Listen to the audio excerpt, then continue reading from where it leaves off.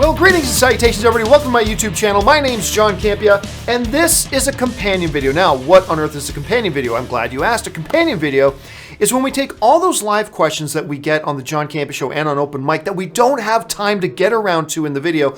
I want to make sure you guys know we answer all of those questions. We gather those questions up, bring them over here, and answer them on the companion video. So, today, I've actually got a little bit of help in here. Someone's going to help me rest my voice a bit by reading the questions for me. And it's, of course, the one and the only, the wonderful Ann Campia. Ann, thanks for being here. Hi. Thanks Hi, for doing this today. This makes it a lot easier for me. I'm so glad you're doing this. Thank you. Yes. In exchange, what do I get? I'll take you to the Empire Strikes Back concert tonight. Okay, deal. Is that a good deal? Sure. All right, let's get things going then. So, Ann, go ahead and start us off. What's the first question we got waiting for us today? Okay, I think it's more of a comment. Abel Contreras says, buy 20 shares of HMNY with this super chat money. For those who don't know what HMNY is, that's Helios and Matheson. That's the company that owns MoviePass. As of the last time I checked, I believe MoviePass's stock is now sitting at 5 cents. So I could buy 20 shares of stock for $1. So, woo! Gonna get rich. All right, what's next? James Bonner asks, John, your shows and the community that's been created around them have been such a positive aspect of my daily routine. I've decided to upgrade myself to team level on your Patreon page. Aw, thanks so much. I really appreciate that, James. And yeah, I mean, there are different levels. But first of all, this channel just doesn't exist without my Patreon supporters. Like, Patreon supporters and you guys who send in super chats support this channel, and one of the levels of Patreon supporters is called the team level, that they get a few extra things that other people do. But anyway, James, thank you so much, and thanks for being a part of the Patreon community we have here, and you and folks like you are the whole reason I can be here and do this. All right, what's next? Bill Ernst asks, you favored my needs more cowbell tweet after I had an intense conversation about domestic violence. You made my day. Well, I know it certainly wasn't with me that you were having an intense conversation about domestic violence. That wasn't me. But I do remember the cowbell tweet. I can't even remember what the topic was that you made that comment. I just remember it made me laugh, and I had to click like because I just thought it was funny. All right, what's next? Johnny Mejia asks, are you caught up with Preacher? Thoughts? I am caught up with Preacher. First of all, see, I put off watching Preacher for a little bit, but I really enjoyed season 1. I thought season 1 was a lot of fun. Great performances. Ruth Negga is fantastic in it. And I really dug it, the whole thing with the vampire and all that kind of stuff. Now, I read a few issues of the comics, but not many of them. I'm going to admit, season 2 I still enjoyed. I still enjoyed season 2. The whole New Orleans thing, not as much though, like the whole his family angle on it and stuff like that I didn't buy into, but I still liked it. Season 3's been pretty good so far, so I am still a couple of episodes behind, but I'm getting there. So overall, yeah, it's a show I enjoy. All right, what's next? Federico Jordan asks, is there anything that Kevin Feige can do regarding the James Gunn situation? We haven't heard him speak on it at all. The reality is really nothing Kevin Feige can do. I mean, the reality is that, look, from the reports I'm hearing, and I can't independently confirm this, I'm just saying from what I heard, Kevin Feige found out about the firing the same way you and I did, through the news. And a lot of us forget Kevin Feige is not a high lord and emperor over at Disney. He is an employee at Disney. He has a big job. He has an important job, but he is not the emperor over there. There are several people above him. Above him is Alan Horn. He works for Alan Horn. Above Alan Horn is Bob Iger. Everybody works for Bob Iger.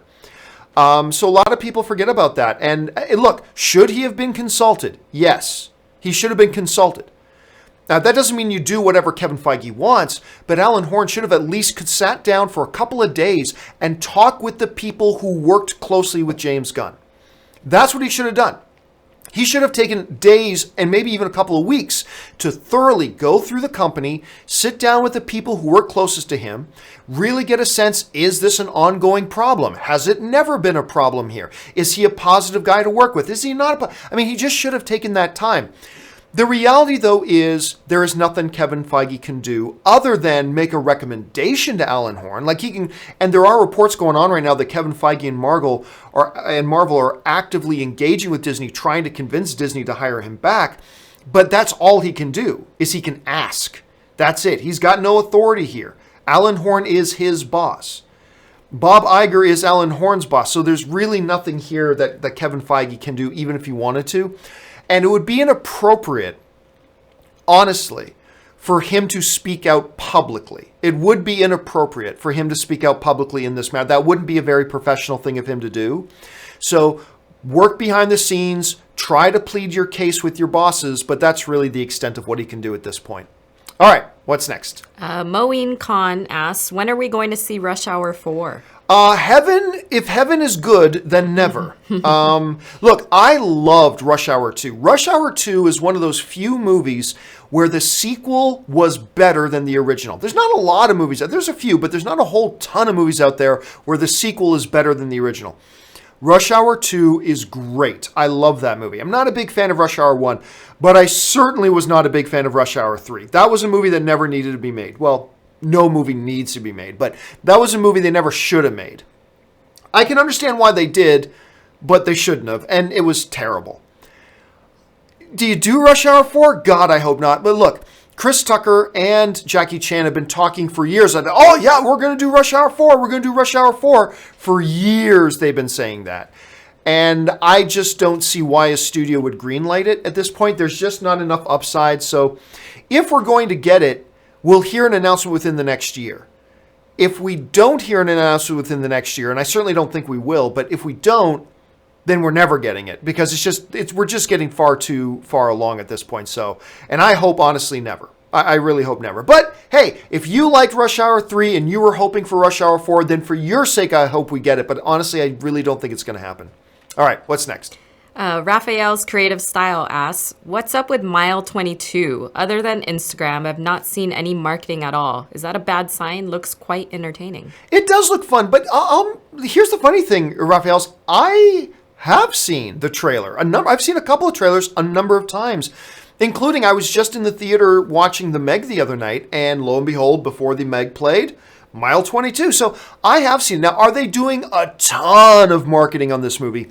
No, they're not doing a whole ton. You want to be careful about how much money you spend on the marketing. But let's be realistic, too. Mile 22 was never, the studio never expected this movie to be a $500 million movie. They've never had delusions of grandeur. They know that this is a type of movie that's going to appeal to a certain demographic, and they'll make a certain amount of money. And so I think they've been marketing like they've really just been emphasizing the big intensity action of it. And that's all they've been highlighting in the trailers. But yeah, I can't speak for your experience, Raphael. So all I can speak is from my experience. And my experience has been I've seen the trailer play a bunch. I've seen some online ads, like you mentioned, Instagram, whatever, but I've also seen a couple of TV commercials. I've seen the trailer play in front of other movies in theaters. So has it been a huge marketing campaign? No, but you can't really justify spending too much money on marketing this film. And it was never going to be a big blockbuster. It's probably going to be a movie that comes out, makes a modest amount of money, and it'll probably earn the studio some bucks, and that's probably what it was aiming to do all along. All right, what's next? Roberto Gonzalez asks, when will we see Brainiac on the big screen? Ooh, Brainiac on the big screen. I don't know. Look, seriously, Brainiac is a tough character to do. Because the character is so meta, if you know what I mean by that, as far as like going really inside baseball and comic books. They're doing Brainiac right now on the small screen on television with the Krypton TV series. That series is pretty good, by the way.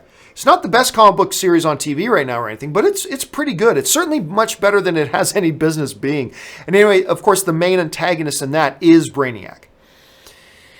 It's a tough sell. A character like that, you're getting very galactic on that. You're talking about a guy who collects worlds and planets.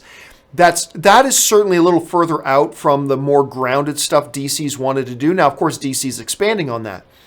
So when we could see Brainiac, I'm not sure. To be honest, and I'm just being honest here, I don't know how well a Brainiac character works with an average movie-going audience. For a lot of in-deep comic book geeks, the idea of a Brainiac is awesome. And there was even like Brainiac 47 was just a character on the Supergirl show and stuff like that. But how you take a character like that and make it palatable for an audience. Like, Thanos you can do. Thanos you see as this big bad guy, this big ultimate bad guy. Brainiac, there's so much, like, really nerdy stuff in there for a villain like that. I just don't know. I'm not saying it wouldn't work, and I'm not saying Brainiac isn't a great villain. He is. Would it work for somebody? I always go back to my mom. Would Brainiac be a character in a movie that would work for someone like my mom? And I just don't know. So I don't know that we're going to see, first of all, I don't even know when we're going to see Superman in a movie again. Right now, there's no plans for Justice League 2. We still haven't heard anything about another Man of Steel. So there's that. Once we do start getting Superman movies again, when we'll actually finally see a Brainiac, I just don't know. Brainiac would be an interesting character to use as your villain. I mean, obviously, you got to have Darkseid there. But Brainiac would also be a good foil for a Justice League as a whole. But in a Superman standalone, I think we're a long ways away from seeing it on the big screen, to be honest. I think we're a long ways away. All right, what's next? Motorola says, it's not a question, after 3 days of my eye twitches, I've discovered the source. My racist-ass father-in-law is helping me with the baby room. He's handy, but oh dear, what a pain. Look, we all got one of them in our family. What? We all got, well, especially in your family. No, but I'm like, I know on my side of the family, we all got them. I remember, God rest him, he's no longer with us. I had this uncle, and I'm not going to mention names, but I had an uncle who we loved. Oh, he was racist. He was bad. He was pretty bad. I mean, and he was American. He was from the States. Surprise, surprise. No. But look, we all got somebody like that in our family, right? We all got that member in our family, whether it's this is their character flaw or that's their character flaw or the other thing is their character flaw. We all got them in our family. And as a friend of mine once said, if you don't know which person in your family it is, then it's probably you. So here's hoping it's not you. But yep, we all got to deal with that. But family is family. You don't get to choose what family you're born into. All right, what's next? Okay. K Major asks, hey, John, finished watching Cobra Kai. I know you don't like it. I don't. OMG, there are some cringe-worthy scenes. What bothers me also is the fact that the story sort of hinges on a few months of bullying in high school, 30 plus years ago, which he overcomes in the end, I thought. Kind of petty on both parties, if you ask me. I wanted to like Cobra Kai. Everybody was talking about Cobra Kai. And look, I love the notion of Cobra Kai. I love the idea of them taking this classic 80s movie and revisiting these, not rebooting, revisiting these characters decades later. I loved the idea of it.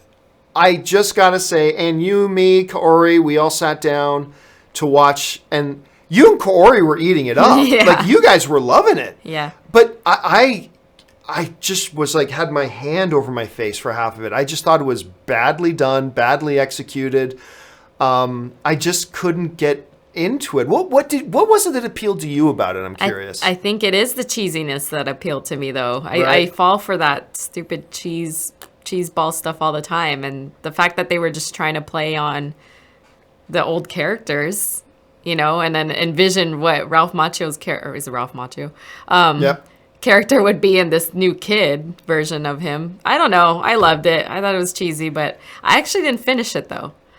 Oh, that's right. Well, yeah, because every time Kaori would come over, the first time she would ask me for a while is, have you caught up on Cobra Kai yet? And I'm like, I'm not watching any more Cobra Kai. Like, I watched 3 episodes and I'm good. But no, like, one of the things, you're right. Like, it seems like the scope of the first Karate Kid was only a couple of months. Mm-hmm. And it ends with, the movie ends with Johnny kind of making amends with Daniel. Like, he goes up, first of all, he doesn't like what his sensei's been telling him to do. He can tell he's kind of regretting it already.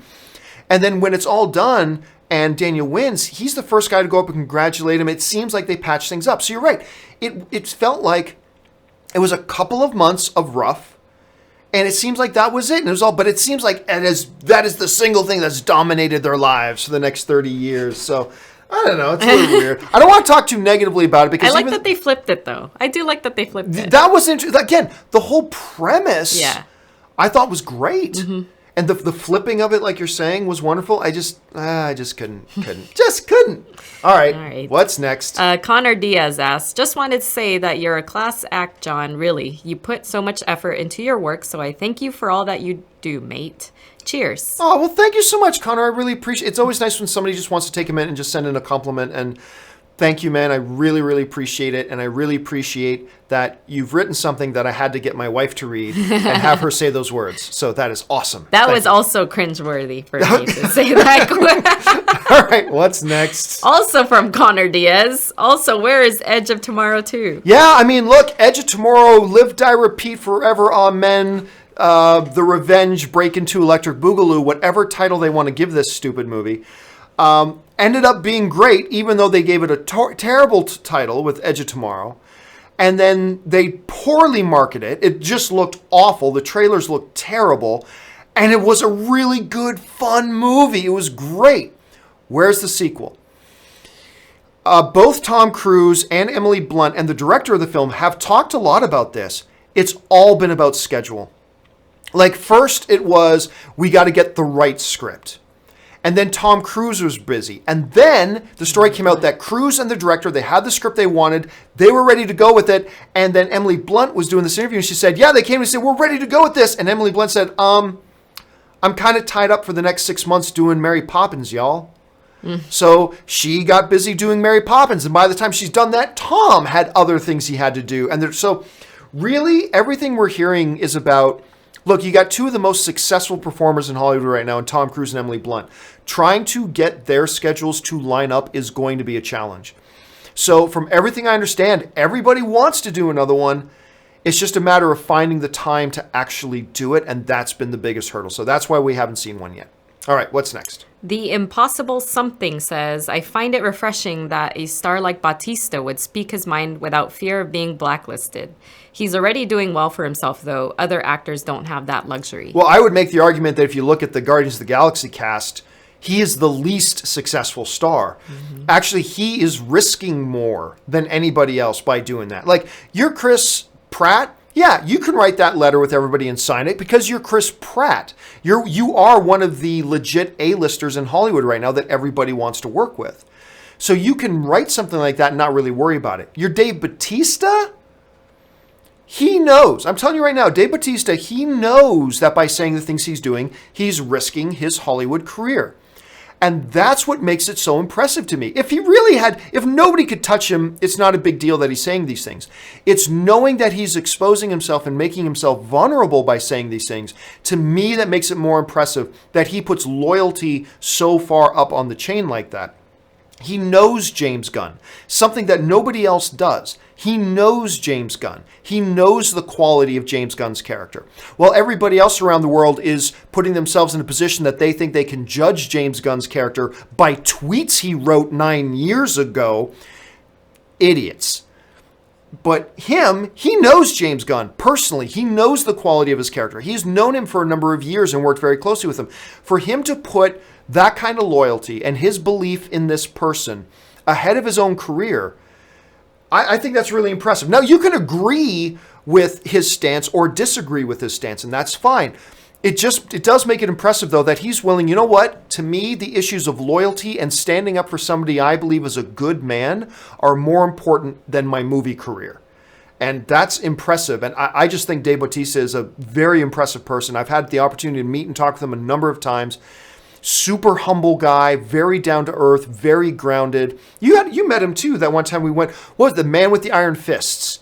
That Jamie was doing. We went to visit Jamie on set, and he was just awesome. I'll never forget because that was the day he told me, "Look, I know I'm not the greatest actor in the world. Mm-hmm. I am blessed to be able to have these roles because of the physical gifts I bring, but I'm blessed to be able to do this, and I cherish this, and I love that I get to do this." He's so humble and down to earth. It's amazing. Yeah. So yeah, it is really impressive that we get to see a guy like that taking a stand like this over issues that he believes are more important than his own career, and I think that's awesome.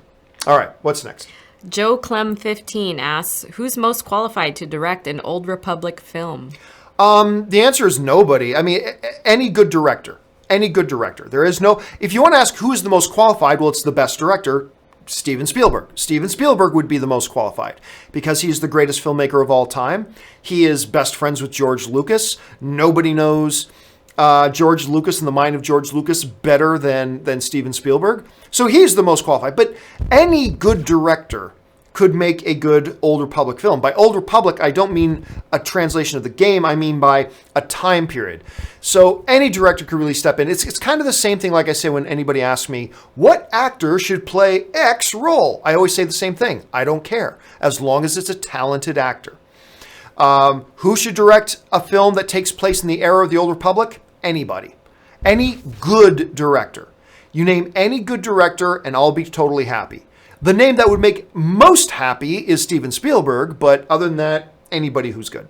All right, what's next? Robert Perez says, thanks for sharing strength and honor, brother. Oh, thanks a lot, man. And of course, Robert's talking about the sexual abuse stuff that we talked about on the show the other day. I appreciate that. Thank you for your kind words and sending that in. That means a lot to me. Thank you. All right, what's next? Eddie Burton asks, thoughts on McGregor returns to the UFC? A lot of people have been asking this the last few weeks. Like, everybody wants to ask. I'll just say the same thing I was saying before. It's disgraceful. It is a disgrace that the UFC didn't even find this guy. They should have suspended him. They should have suspended him for a year or more. This guy got together a gang of 30 other idiots, rushed up to a bus filled with people, threw a giant metal item breaking and shattering the bus's window, injuring people inside and hospitalizing one of them. And the UFC doesn't even have the decency or the class to suspend this guy because he's a big paycheck for them. It's disgraceful. It is absolutely disgraceful that they didn't suspend him. If it had been anybody else, they would have suspended them. And you know, Dana White talks tough because when the incident happened, Dana White, who I have a lot of respect for, I know a lot of people don't, but I do. Dana White talks tough and goes, I'm not talking to Ewan McGregor. I'm not talking to Conor McGregor. Ewan McGregor would be a totally different thing. I'm not talking to Conor McGregor right now. I don't know what kind of future. But oh yeah, he talked tough at the moment. But the moment he could put together a big multi-million-dollar fight, that's all gone.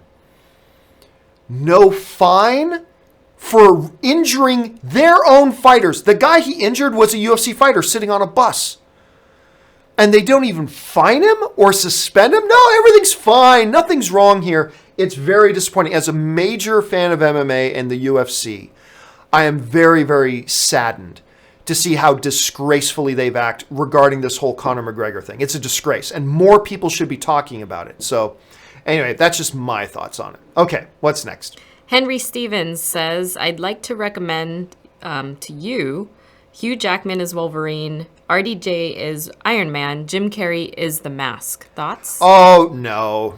I wouldn't say that at all. I mean, there are guys, like we talk about, like guys who were just born to play certain roles. Like Hugh Jackman was born to play Wolverine. Robert Downey Jr. born to play it. Ryan Reynolds born to play Deadpool. I love Jim Carrey in The Mask. I do, but I've never believed like, oh my God, he was born to play that role. Like I've never really felt that. He's great in the movie. I have fond memories of that movie. My God, me and my roommates used to watch that just to see that was the movie that introduced us to Cameron Diaz. And I don't know that any human being, male, female, or whatever, has ever looked hotter than Cameron Diaz looked in that movie. I don't care if it's The Rock. I don't care if it's any other human being alive. No other human being alive has ever looked hotter than Cameron Diaz looked in that movie. It was crazy. And Jim Carrey was awesome in it. But I wouldn't know. I've never felt like, oh, that was the role he was born to play. I've never felt that person. Did you ever see The Mask with Jim Carrey, honey? No. Gotta watch it sometime. It's a fun movie. You and I gotta sit down and watch it sometime because it's really fun. I feel like Jim Carrey was born to play Ace Ventura. Yeah, I mean, look, seriously, if you're going to say any one role that he was playing, you maybe say Ace Ventura, which is too bad the second one sucked. Fire Marshal Bill? Well, they never actually did a Fire Marshal Bill movie. There was talks of a Fire Marshal Bill movie at one point, though. Yeah. That people forget about, but okay, whatever. What's next? Ahmad Abdelatif, I'm sorry I butchered that. Thoughts on Woody Harrelson not appearing in any Venom trailers? I'm inclined to think his role is going to be a major one. He's very conspicuous by his absence. It was a big deal got made when Woody Harrelson got cast in Venom. His is the one character on IMDb, they do not list what his character name is. Many of us speculate, and it's only speculation, but many of us speculate he's playing Cletus Cassidy. He's going to be Carnage. That's what we think. And we think the reason they're not showing him is to keep that under wraps for now. If that's the case, kudos to them. They're doing a pretty good job.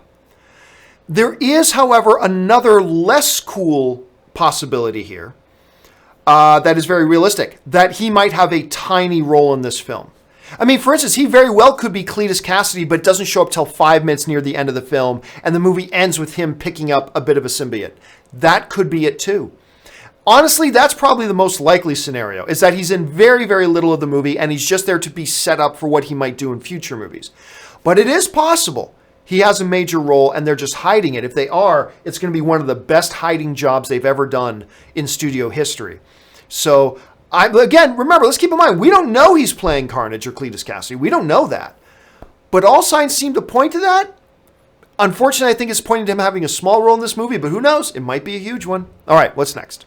Joel Morford asks, what horror film has scared you the most? Oh, been asked that many times. My all-time favorite horror film is my all-time favorite horror film because it has scared me the most both as a child and as an adult. It is the original American Werewolf in London, not to be confused with American Werewolf in Paris, which was a very sad attempt at a reboot sequel kind of thing. American Werewolf in London, no movie has ever scared me like that. I, to this day, as an adult, and not many movies scare me.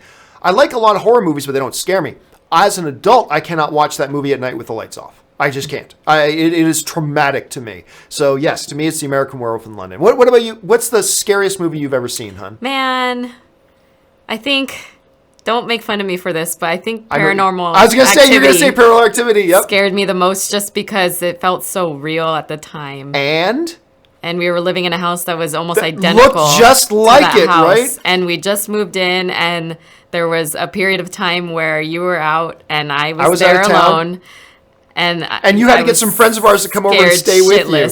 She did. I could not stay there alone. Because the house in it looked just like the house we were living at the time. And I was going out of town. She literally got some friends of ours to come over and stay with her for a couple of nights. I think it's in the first one when the person gets dragged from the bed. That trick that they do where the person gets dragged from the bed and you can't see what's dragging that person.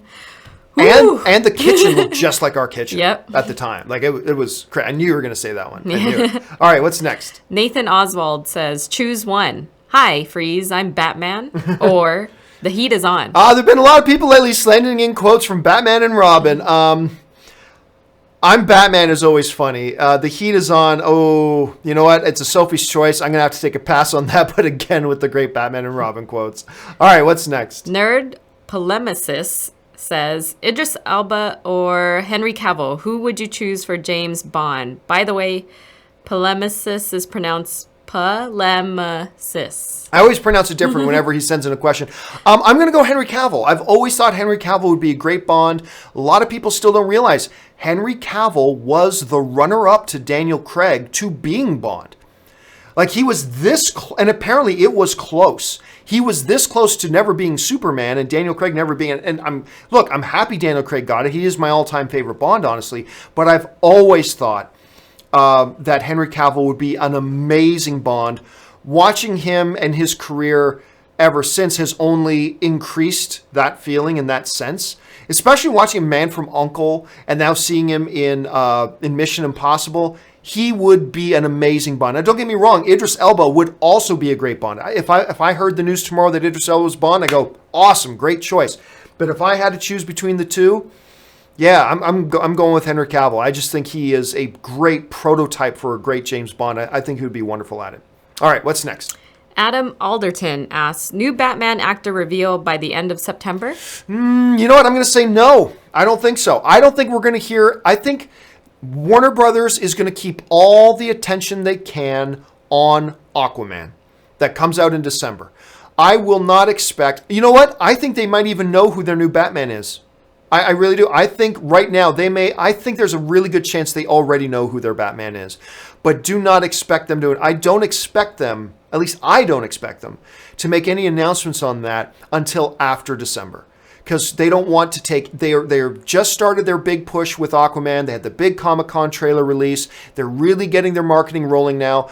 I expect they're going to want to keep a laser focus on that. And since they wouldn't even start shooting until maybe mid-2019, and that's a best case scenario. Now remember, they don't even have a script yet. They don't have a finished script for a new Batman movie. And what we're hearing is, at earliest, they're going to start shooting a new Batman movie is mid-2019. That means we still got a year before they even start shooting. So there is no rush on their part to tell us who the new Batman is. So I don't expect, I mean, they might tell us soon, but I would not expect to see an announcement by September. All right, what's next? Koba asks, many other YouTubers have stated it's a problem in Marvel films. Dramatic scenes undercut by sudden jokes. Well, there's so many YouTubers out there. There are many YouTubers who say anything. You can take any point of view. You'll find many YouTubers who will back up that point of view and many YouTubers who will discount it. I completely disagree with that notion. I think Marvel has found a wonderful tone for their movies and a wonderful what their balance is. And their balance is balance. They always like to counterbalance like anything when it gets too heavy to balance it out with a little humor. It's just something for the audience that just makes the film very enjoyable. That even when you hit them with devastating hard things, they will lighten the mood quickly after that. And I don't think they lose the effect. Now remember, there's certain, you can go for a dreary, upset, mad audience if you want, and that works with some movies. Or you can have a different recipe. Their recipe has always been one of balance. And maybe that doesn't work for somebody. I see it as a brilliant strength on their part. I believe it's something that has worked very well. The box office doesn't lie. It has worked for them. It has worked for their audience. So I'm not saying anybody's wrong for feeling that way. If all film's subjective. If you see it that way, perfectly fine. Nothing wrong with that. I will say I disagree, though. And I think the proof is that the audience has responded so positively and so overwhelmingly to Marvel films. It's just proof that their formula, if you will, and formula is a bad word, but their formula has worked and has worked very effectively and has pleased the audience and can't argue with the results. That's just the way I see it at any rate.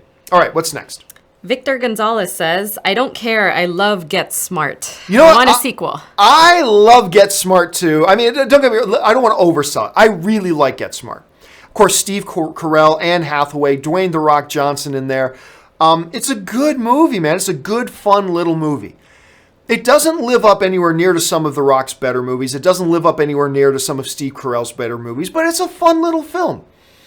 And you know, I just saw The Meg, which has Hero from Heroes in it, and Hero was also in Get Smart as well. He had a small role in that as well. He's got a small role in The Meg. Yeah, I like it very much. It would be cool. Honestly, you're not going to get The Rock back for a sequel. You're not going to get Steve Carell back for a sequel. You're not going to get Anne Hathaway in there for a sequel now, too. Getting those three together again for something like that on that scale probably is going to happen. The only way you'd be able to get those three together is if it would be something that would be a huge blockbuster or a legit Oscar contender.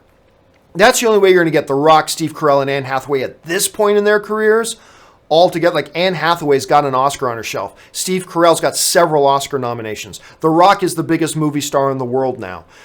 It would be tough. So I don't think it's going to happen. But hey, if they announce one tomorrow, I'd be pretty pleased about it.